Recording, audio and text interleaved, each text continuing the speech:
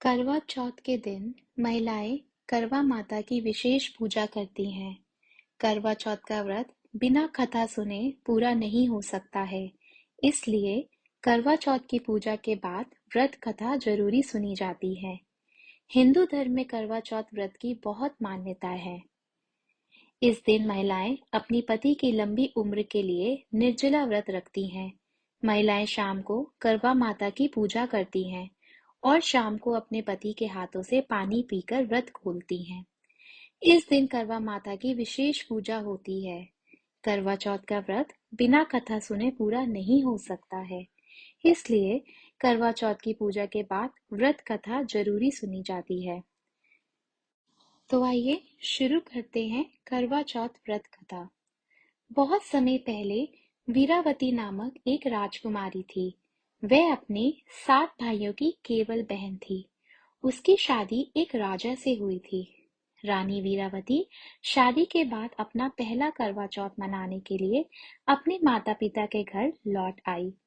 उन्होंने अनुष्ठान का पालन किया और अपने पति के लिए करवा चौथ व्रत रखा। हालांकि वीरावती भूख प्यास की वजह से चंद्रोदय से पहले ही बेहोश हो गई। बहन की ऐसी हालत देखकर सभी भाई परेशान हो गए। भाइयों ने पेड़ के पीछे मशाल का उजाला दिखाकर बहन को होश में लाकर चंद्रोदय की जानकारी दी। भाइयों की बात मानकर वीरावती ने विधि विधान से व्रत तोड़कर चंद्रोदय से पहले खाना खा लिया। ऐसा करने के कुछ देर बाद वीरावती को जानकारी मिली कि उसकी पति की मृत्यु हो गई है। पति की मृत्यु की खबर सुन के वीरावती सीधा अपने घर गई। इस दौरान रास्ते में भगवान शिव और देवी पार्वती प्रकट हुए और उन्होंने बताया कि तुम्हारे भाइयों ने तुमसे झूठ कहा है और वह रोशनी भी चंद्रोदय की ली।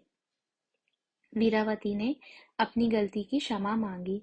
भगवान ने उन्हें आश्वासन दिया कि अगर तुम अपना व्रत विधि विधान से पूरा करोगी तो तुम्हारे पति ठीक हो जाएंगे और कुछ समय तक बीमार रहेंगे।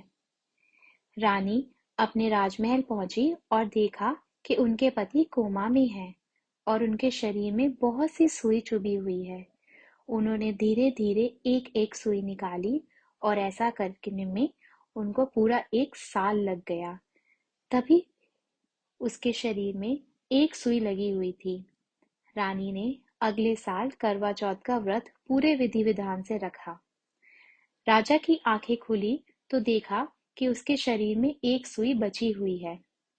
रानी वीरावती करवा चौथ की पूजा में व्यस्त थी। इस दौरान उनकी नौकरानी ने आकर राजा के शरीर से वो सुई निकाल दी। उसके बाद राजा ने नौकरानी को रानी बना दिया। रानी हैरान हुई, लेकिन धार्मिक रूप से अनुष्ठानों का पालन करती रही। एक दिन जब राजा दूसरे राज्य में राजकीय यात्रा की तैयारी कर रहे थे, तो उन्होंने वीरावती से पूछा कि वह अपनी राज्य यात्रा में क्या चाहती हैं। इसके जवाब में वीरावती ने कहा कि वह एक समान गुड़िया चाहती है, जिसके लिए राजा सहमत हो गए थे। तब रानी वीरावती ने एक गीत गुनगुनाया कि रोली की गोली हो गई, गोली को रोली हो गई।